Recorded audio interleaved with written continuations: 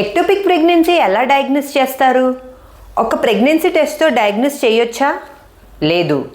ముందుగా మీరు గైనకాలజిస్ట్ని కలిసినప్పుడు వాళ్ళు మీ సిమ్టమ్స్, మీ మెడికల్ హిస్టరీ, మీ ప్రీవియస్ ప్రెగ్నెన్సీస్ ఒక హిస్టరీ తీసుకుంటారు. దాని తర్వాత అవసరమైతే ఇంటర్నల్ ఎగ్జామినేషన్ చేస్తారు. దాని తర్వాత 2 బ్లడ్ టెస్టులు చేయించడం వలన మనకి ఎక్టోపిక్ ప్రెగ్నెన్సీ ఉందా లేదా కన్ఫర్మ్ అవుతుంది. దాంట్లో మొదటిది ఏమిటంటే సీరం బీటా హెచ్సిజీ లెవెల్స్. ఈ serum beta HCG levels increasing ట్రెండ్లో ఉండాలి. అంటే ఈరోజు మీరు బీటా హెచ్సిజీ చేయించుకుంటే 48 అవర్స్ తర్వాత మళ్ళీ ఈ టెస్ట్ని మనం రిపీట్ చేయించాలి.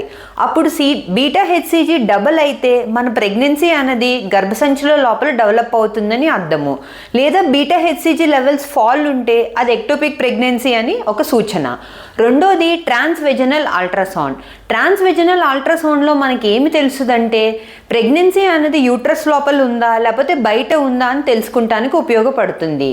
ఈ 2 టెస్టులు కంపల్సరీ ఎక్టోపిక్ ప్రెగ్నెన్సీ డయాగ్నోస్ చేయడానికి చాలా ఉపయోగపడతాయి.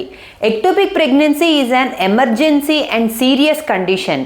ఎందుకంటే దీన్ని మీరు నెగ్లెక్ట్ చేశారనుకోండి, కడుపు లోపల ఇంటర్నల్ బ్లీడింగ్ అయ్యి మదర్ ఒక లైఫ్కి చాలా లైఫ్ థ్రెటనింగ్ లాగా కూడా ఉంటుంది.